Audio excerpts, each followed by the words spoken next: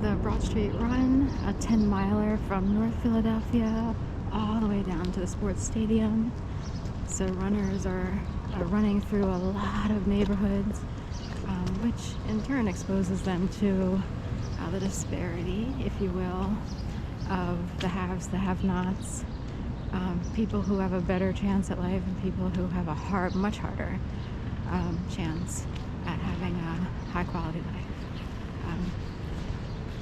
Anyway, I'm sure a lot of people will debate that, but if you grow up in a harsh environment, it is a million times harder, especially if you don't have maybe parents with an education or family members.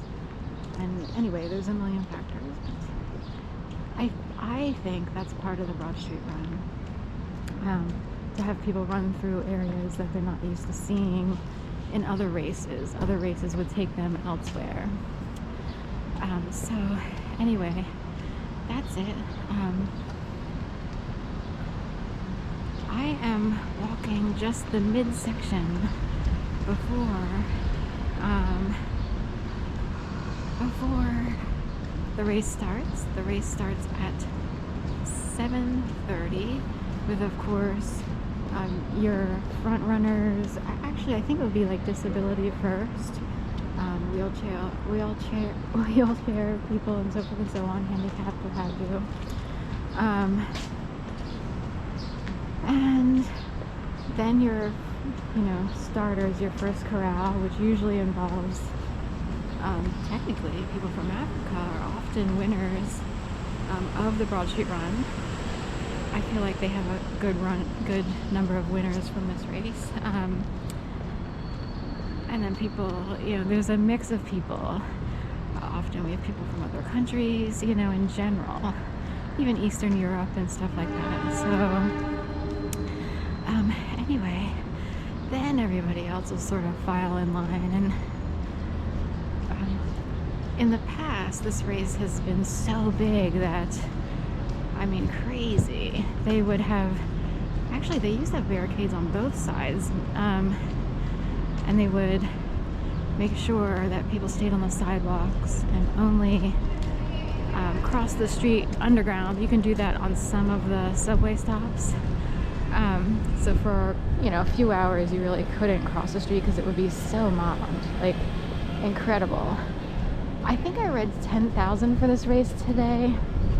The weather's not that fabulous. The wind is a little bit all over the place, but I think it kind of pushes against people running south.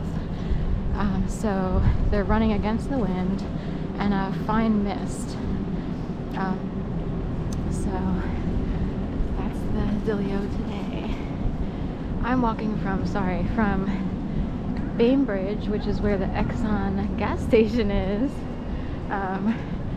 Guess you need some fuel to run or whatever. Figure I'd go with some sort of motif. And then I'll walk past City Hall. This is the midsection.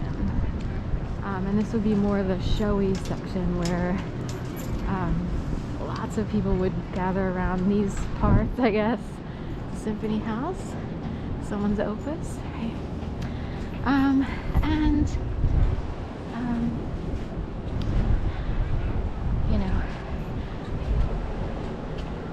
That's that. Other sections still have a lot of people, a lot of spectators, but it thins out in certain areas. I guess they have hot spots. So like Temple University might be a hot spot. That's north of, way north of City Hall. Another hot spot would be maybe Washington Avenue, which is south of South. It's not that far south of South Street where I started. I could have walked another 2 or 3 blocks and been to, depending on how you look at blocks, because there's a whole bunch of smaller streets in between. So anyway,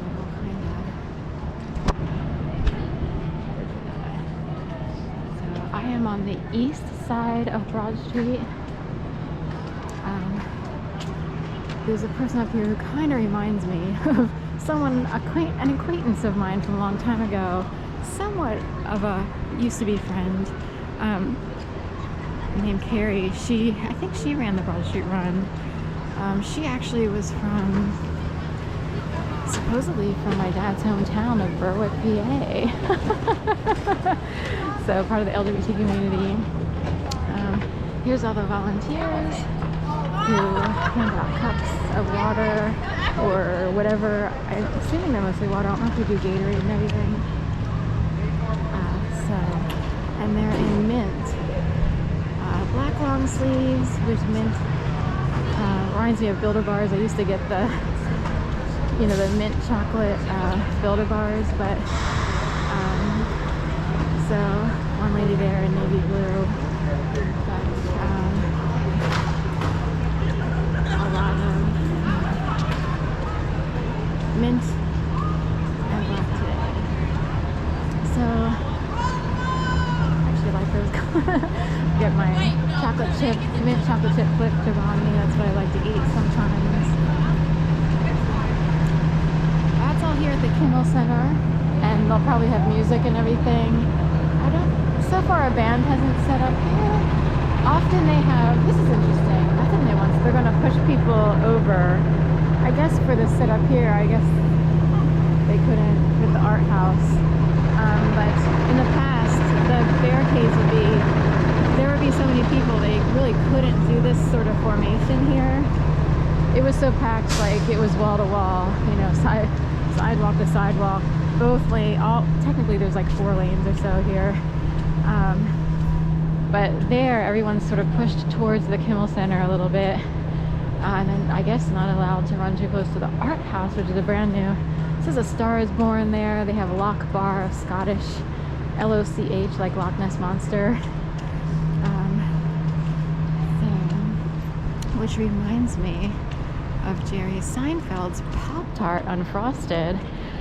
I went so far as to think about tartan skirts, like kilts, or tartan is a very Scottish design, I guess, on kilts. So I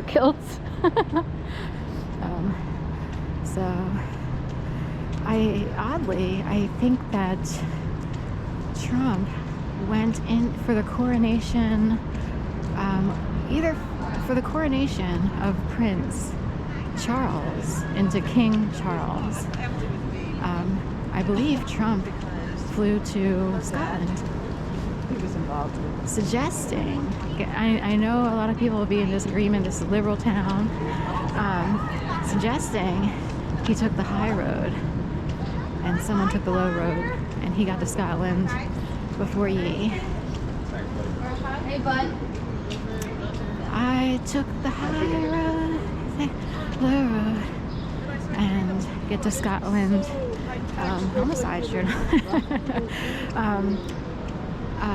Before ye. So what does Scotland represent? It could represent royalty. I'm not sure. It's just an old folklore-ish, I guess, song or what have you.